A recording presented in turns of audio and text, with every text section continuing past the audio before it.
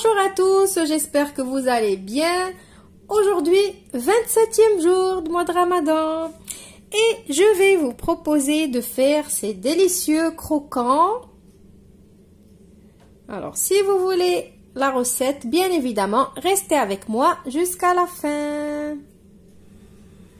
On a besoin de 300 g de farine, une demi-cuillère à café de levure chimique, 100 g de sucre en poudre, un œuf, 100 g de beurre. Ici, j'ai 40 g de, comment ça s'appelle, les figues séchées, les petits dés de figues séchées. Donc, moi, j'ai acheté les petits dés de figues séchées, mais vous pouvez très bien acheter juste les figues séchées normales, elles sont moins chères, et de les couper en petits morceaux. La vérité, les figues séchées dans ce gâteau-là, ça donne vraiment un très bon goût. Ici, j'ai 80 g d'amandes, amandes crues avec la peau que j'ai concassé un petit peu dans mon robot. Et ici, j'ai 40 g de raisins secs. Voilà, on passe maintenant à la recette. Alors, moi, la vérité, je vais travailler avec mon robot parce que vous me connaissez, je suis pas trop faire sans le robot. Donc, vous pouvez très bien faire la recette à la main, il n'y a pas de souci, juste vous suivez les étapes. Donc, je vais mettre l'œuf, le sucre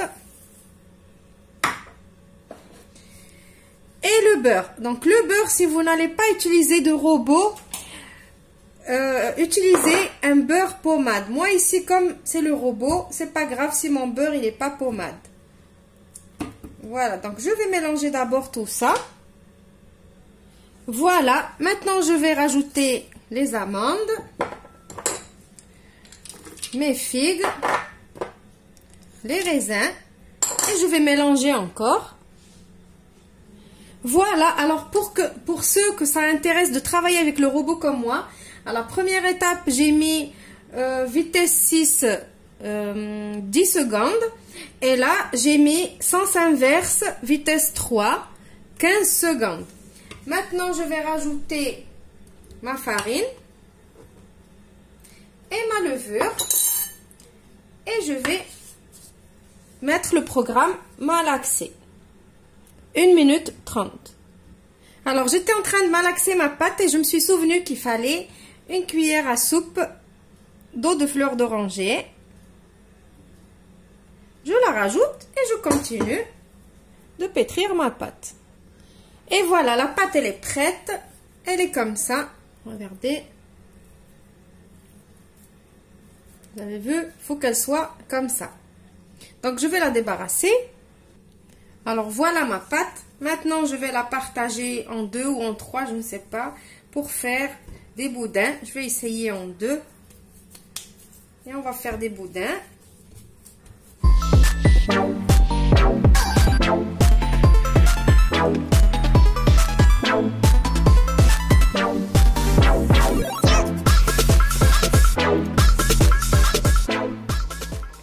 Maintenant que j'ai formé mes boudins, j'ai pris un morceau de film alimentaire. Je vais mettre chacun dans un morceau et je vais les mettre au congélateur pour qu'ils durcissent, pour que je puisse les découper après. Alors maintenant, j'ai sorti mes boudins du congélateur. Ils ont durci. Attention, il ne faut pas les congeler. Juste, ils durcissent. La pâte, elle durcit un petit peu pour qu'on puisse la découper. C'est tout. Maintenant, j'ai préparé ma plaque avec un papier cuisson. J'ai fait préchauffer mon four à 180 degrés et je vais commencer à couper des petits morceaux comme ça et poser sur ma plaque. Alors, essayez d'être régulier et prenez un bon couteau. Alors, moi, là, je vais changer de couteau. Donc, comme ça, et on va les disposer.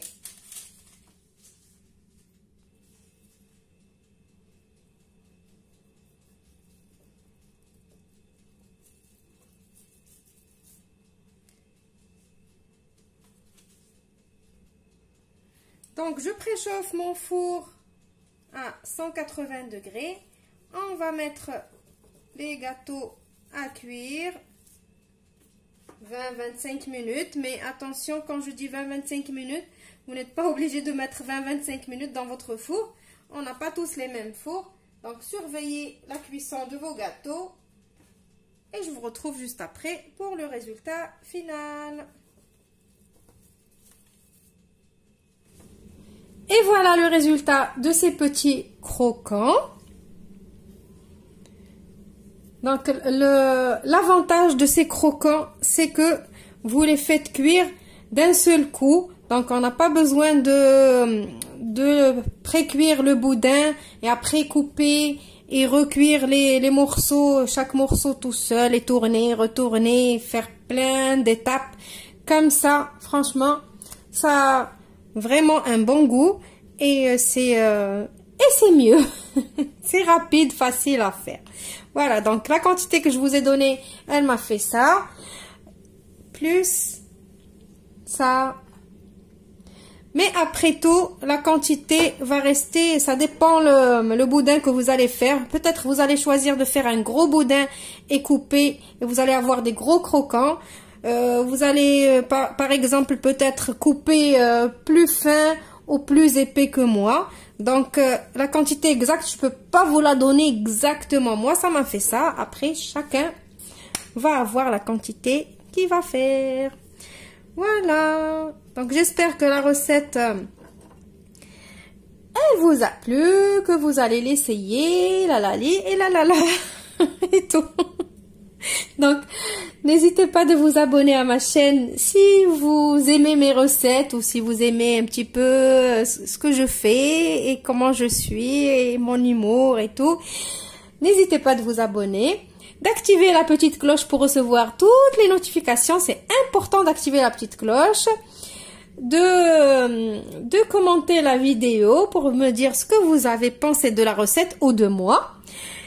Et de me laisser les petits pouces bleus. Allez, on va couper un pour voir. Ben, c'est des croquants, donc ça croque. Là, malheureusement, je peux pas vous les croquer. Vous savez que je jeûne, donc je peux pas les croquer. Voilà. Mais n'hésitez pas de mettre de la figue. Vous allez voir, vous n'avez pas l'habitude de mettre de la figue. On a tous l'habitude de mettre juste des raisins secs et des amandes. Mais mettez la figue et vous allez être surpris par le goût. Allez, je vous dis au revoir et à demain.